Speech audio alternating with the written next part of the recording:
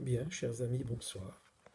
Eh bien, nous voici, grâce à Dieu, de nouveau au rendez-vous pour tâcher de tirer un enseignement de la paracha, d'une ou deux Mishnah, et peut-être nous irons un peu plus loin si le temps nous le permet.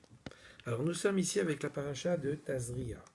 Tazria et Metzora même, deux parashiot ce Shabbat, à lire. Encore une fois, souhaitons que ce soit dans nos synagogues respectives avec l'aide de Dieu.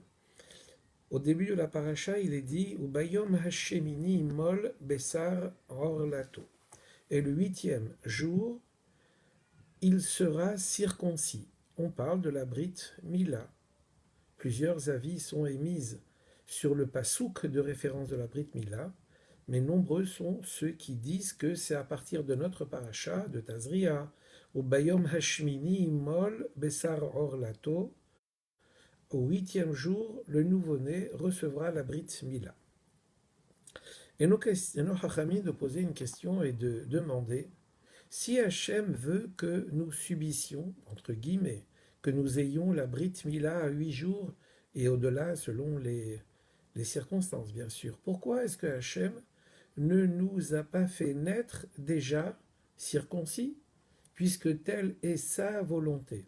Nous savons parfaitement que cette circoncision a non seulement un impact sur le corps du juif, mais aussi un impact dans le travail spirituel du juif. Donc la Brit Mila est essentielle dans le peuple juif. Alors si telle est la chose, pourquoi Hachem ne nous a pas donc fait tout de suite naître avec la Brit? Eh bien c'est qu'Hachem en vérité voulait faire de nous ses associés dans le monde, dans la création du monde. Il a voulu nous associer à son projet. Et on verra d'autres exemples au cours desquels on va constater que oui, Hachem veut nous associer à son projet. Alors ce faisant, nous associant à son projet grâce à la Brit Mila, Hachem fait de nous des gens méritants. Parce qu'en vérité, chaque fois que nous faisons une mitzvah, nous acquérons un mérite et un salaire. C'est ce que dit d'ailleurs la Mishnah de Rabbi Hanania ben Akasha Omer, Ratza Hakadosh Baruch Hu lezakot et Israël. Dieu a voulu rendre méritant le fichach irba lahem Torah mitzvot. C'est dans un souci de nous rendre méritants que Hachem a multiplié à notre égard la Torah et les mitzvot. Parce que chaque fois qu'une mitzvah est faite, qu'un commandement est accompli, alors grâce à Dieu, nous nous raffinons nous-mêmes, nous raffinons le monde, et c'est ça qui est demandé, c'est ça qui nous est demandé quant à notre participation dans le monde. Les akot, c'est rendre méritant, mais dans le mot les akot, il y a le mot zach, zach qui veut dire raffiner. C'est-à-dire que chaque fois que nous accomplissons une mitzvah, nous sommes en train de nous raffiner. Eh bien, pour ce qui est de la Brit Mila, Hachem non seulement veut faire de nous ses associés, mais il veut au travers de cette Brit Mila que nous puissions nous affiner, nous raffiner, raffiner notre cœur, raffiner notre corps, pour que nous puissions être un outil performant dans le monde. Parce que si nous arrivons avec nos gros sabots et en pensant raffiner le monde sans que nous le soyons déjà nous-mêmes raffinés, alors les choses ne pourront pas aller.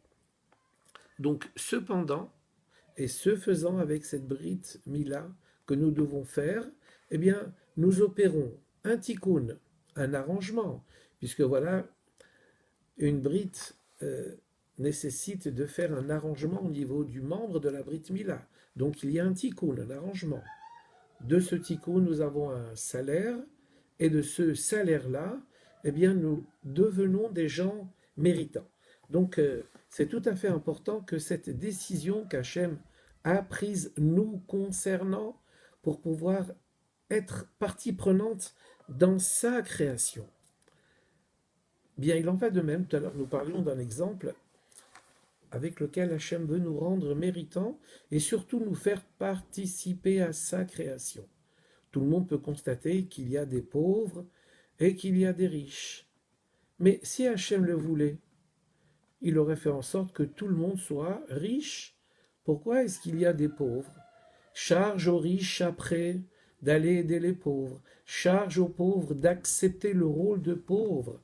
Parce qu'eux aussi font un grand travail spirituel d'accepter d'être pauvres pour que le riche exerce sa richesse et fasse une tzedaka. Mais dans le mot tzedaka, il y a le mot tzedek. Tzedek, ça veut dire justice. Ça veut dire en donnant aux pauvres. Eh bien, en vérité, nous faisons un acte de justice. Parce qu'en vérité, chez le riche, est laissée la part du pauvre. Et Hachem a voulu qu'il en soit ainsi, pour que nous puissions, nous, par nos actions, comme nous le faisons par l'action de la Brite, devenir des associés de Hachem, que nous fassions une redistribution des richesses, de ces richesses. Et si nous ne pratiquions pas la tzedaka, alors Hachem ne nous laissera pas la part du pauvre chez nous pour que nous puissions la restituer. Hachem fera en sorte que cette part du pauvre aille chez quelqu'un d'autre, quelqu'un de méritant, quelqu'un qui comprenne que Hachem veut que dans son monde-là, la tzedaka soit accomplie. Et donc il nous rend des membres actifs de son projet.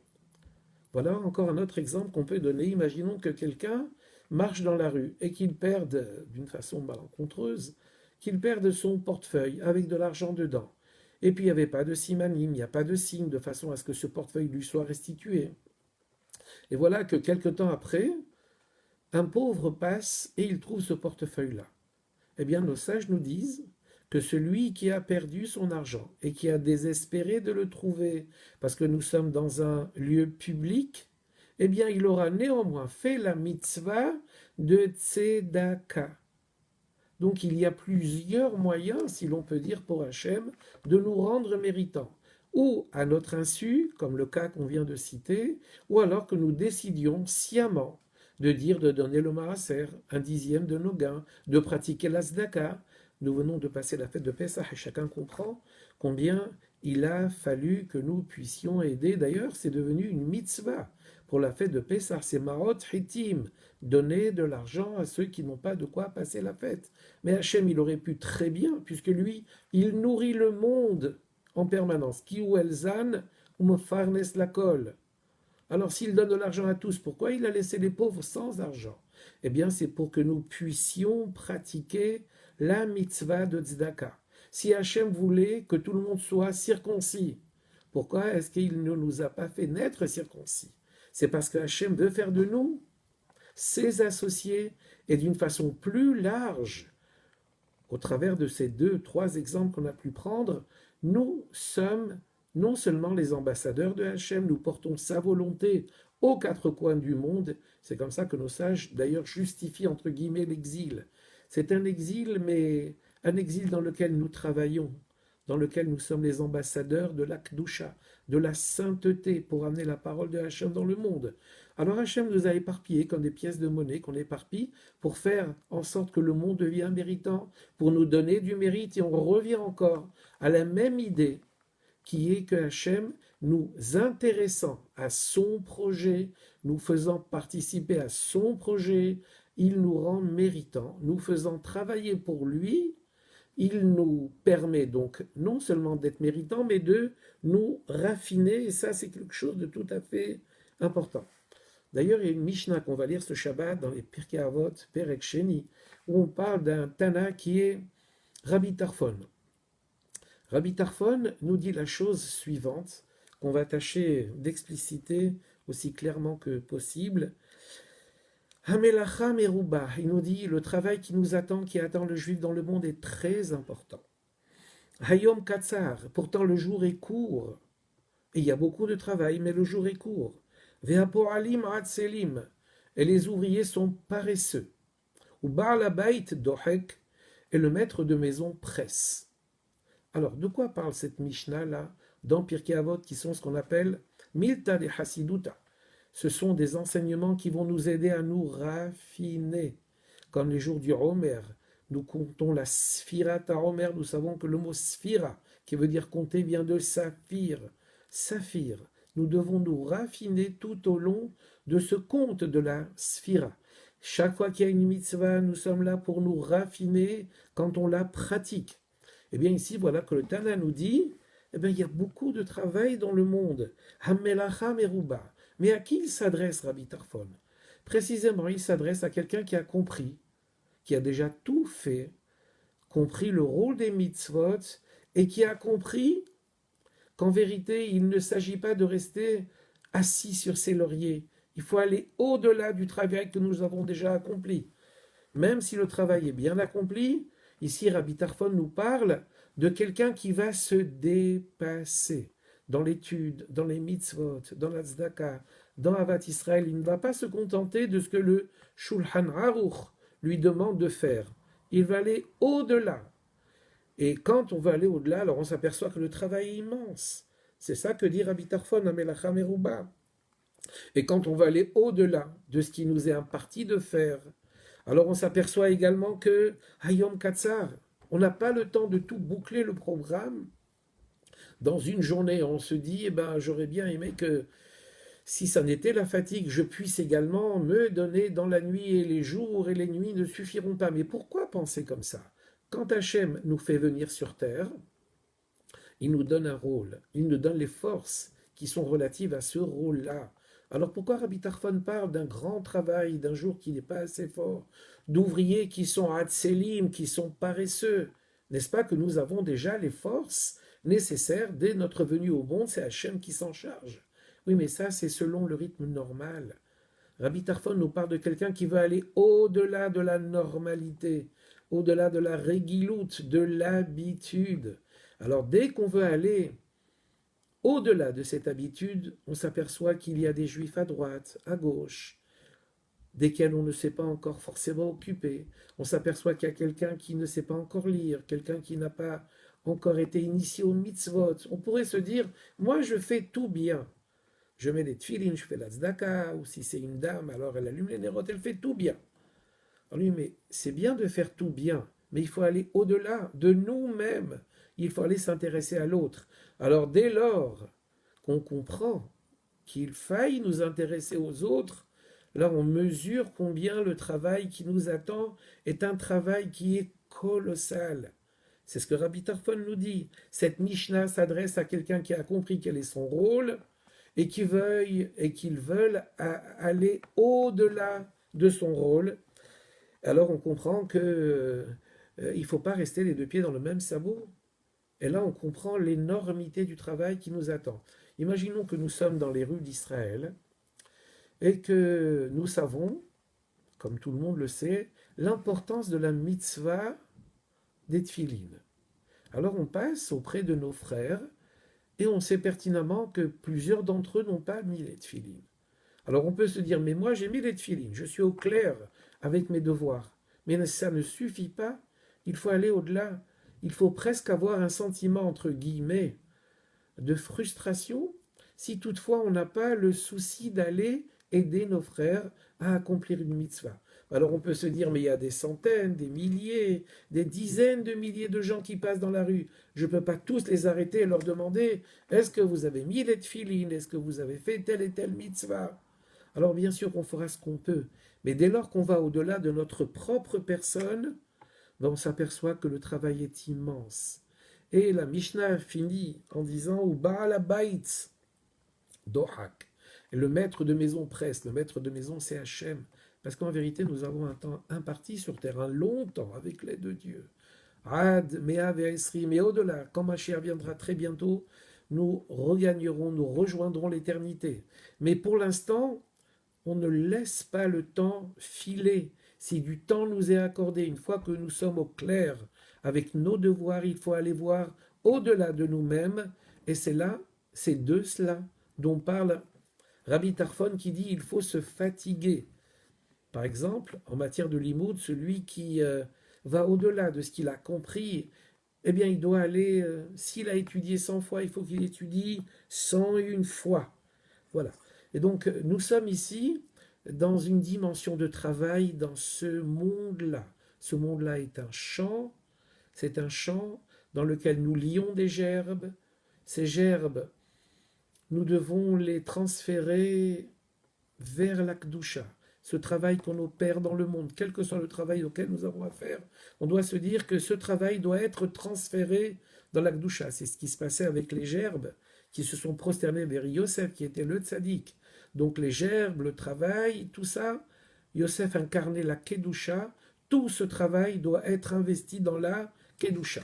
Et donc voilà, c'est ça que Hachem veut de nous. Il veut faire de nous des associés, pour nous rendre méritants, pour que nous puissions apporter un tikkun, une réparation au monde. En matière de réparation, les situations sont nombreuses. On peut aider quelqu'un à gagner sa vie, on peut se dépasser pour nos frères. Et si tout ça, si ça nous vient à l'esprit de dire oui, mais moi, voilà, nafshi tzalti, moi ça y est, j'ai sauvé la mise, si l'on peut dire. Je suis au clair avec tout ça. Alors donc on se souvient de la Mishnah de Rabbi Tarfon qui nous invite pendant précisément les jours de la Sphira Taomer. Sphira, c'est Saphir, comme on vient de le dire. Saphir, Saphir, on se doit de devenir brillant, étincelant, dès lors que nous allons vers la fête de Shavuot avec l'aide de Dieu. Voilà, il nous reste peut-être quelques minutes que l'on va mettre à profit pour un peu plus détailler ou étayer la paracha de la semaine qui est donc celle de Tazria dont on a parlé, puisque la Brit Mila, cette mitzvah-là, est dite dès les premiers versets de la paracha de Tazria. Tazria, ça vient donc nous parler également de la lèpre. La lèpre que quelqu'un avait parce qu'il avait fait la shonara.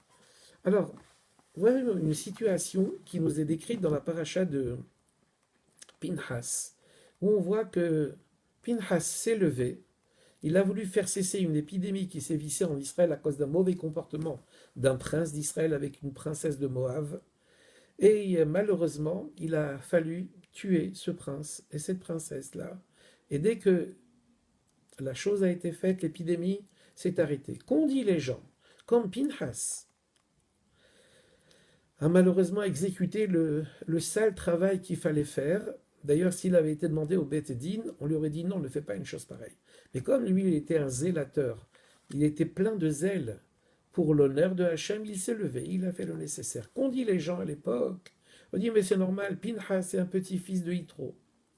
Et Yitro, c'était un homme cruel. Il engraissait les bêtes pour mieux les offrir, avant qu'il ne fasse tchouva, bien sûr. Il était un prêtre, un comar de la Avodah. Et donc, il engraissait les bêtes pour mieux les tuer après. Voilà un acte qui est d'une méchanceté, d'une cruauté. Eh bien, Pinhas, c'est un petit-fils de Yitro, il s'est levé et il a tué un prince d'Israël. Alors ça, c'est un peu du Lachon Hara, si l'on peut dire. Pourquoi? Parce que nos sages nous disent, au terme de cet épisode avec Pinhas, mais finalement, si on regarde les choses, il y avait une épidémie qui sévissait en Israël. Pinhas a fait le nécessaire, l'épidémie s'est arrêtée. Et donc il fallait en passer par là. C'est ça que nos sages nous disent. Quand on voit quelqu'un faire quelque chose de bien, comme Pinhas qui a arrêté une épidémie, on serait malvenu de dire « Ah oui, mais Pinhas est le petit-fils de Yitro, et donc Yitro était cruel, et donc le petit-fils est cruel. » C'est pas comme ça qu'on doit réagir. Le Shulchan Aruch nous dit « Tu vois quelqu'un faire quelque chose de bien, ne va pas railler, ne va pas faire la shonara sur lui. Ouvre un Shulchan Aruch et regarde que ce qu'il a fait, c'est bien ou c'est pas bien. Si le Shulchan Aruch cautionne cet acte-là, en l'occurrence celui de Pinhas, alors il ne faut pas aller au-delà et dire oui, mais son intention c'était de ceci ou de cela, de se faire montrer. Oui, mais il avait des précédents dans sa famille, des précédents de cruauté. C'est pas comme ça qu'on doit parler, c'est pas comme ça qu'on doit réagir. Dès qu'on voit quelqu'un faire quelque chose de bien, il faut s'arrêter à l'action qu'il fait. Si l'action est bonne, elle est cautionnée par la Torah, le Shon Aruch, alors c'est bien. Et il ne faut pas aller derrière railler. Et combien de situations semblables nous sont peut-être proposées dans le monde. Et on dirait, oui, mais celui-là, il a fait ça parce que, et celle-là parce que. Il ne faut pas rentrer dans le parce que. Il faut constater, avoir un bon jugement, un bon œil. Ça nous écartera du Lachon Hara, ça nous écartera de toutes les difficultés avec l'aide de Dieu. Et puisque nous sommes dans cette période tellement riche mais complexe à la fois, puisqu'il y a dans ces jours du Homer qui passent, le souvenir du deuil des enfants, des élèves de Rabbi Akiva, eh bien, tout cela, ça nous invite à une meilleure conduite qui consiste à être excellent auprès de Hachem, à être clément au vu et au su de tout ce que nous voyons envers nos semblables. Et comme ça, on aura réparé une haine gratuite, si l'on peut dire, que l'on va remplacer par un amour gratuit, un œil bienveillant envers nos frères, envers nos sœurs. Et pour terminer, peut-être une petite image. Nos sages disent, nous avons deux yeux, un gauche et un droit. Le gauche aurait tendance à remarquer les défauts de notre prochain. Le droit, c'est celui qui nous pousse à la bienveillance. Alors nos sages nous disent, quand il s'agit de notre prochain, fermons l'œil gauche et ouvrons grand bien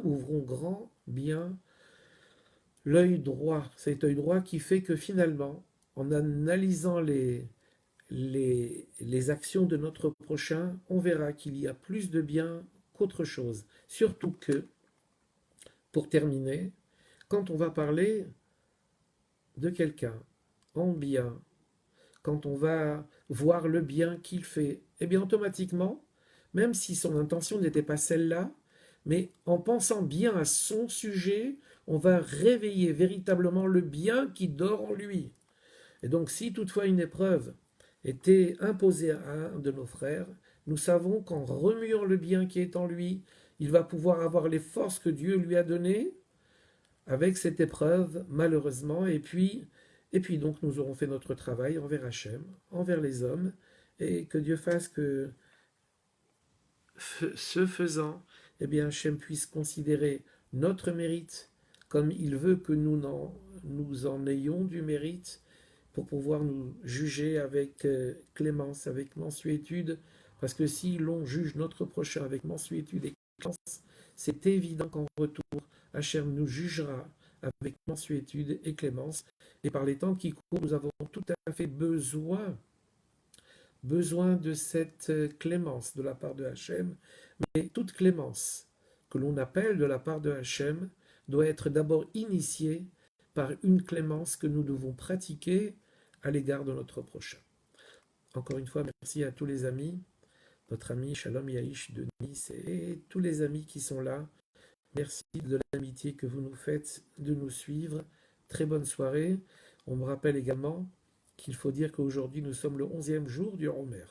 Et la Sphira, c'est-à-dire le travail que nous devons faire, c'est Netzach Shebegvura. Netzach, c'est la victoire. Gvura, c'est la vérité. C'est la vérité, pardon. Nous devons avoir un sentiment de victoire dans tout ce que nous faisons. Et si nous devions faire appel à une sévérité pour pouvoir arriver à nos fins, mais bien sûr à des fins qui sont préconisées, qui sont authentifiées par la Torah, alors il ne faut rien lâcher. Si l'on peut dire, Gvura, Shebe Netzach, Shebe Gvura, qui est la sphira d'aujourd'hui, ça veut dire il ne faut rien lâcher. Quand on a entamé un travail, un bon travail pour la bonne cause, il ne faut rien lâcher. Alors ne lâchons rien, la Géoula frappe à notre porte. Eh bien, espérons que très rapidement nous irons à sa rencontre avec l'aide de Dieu. Bonne soirée à tous.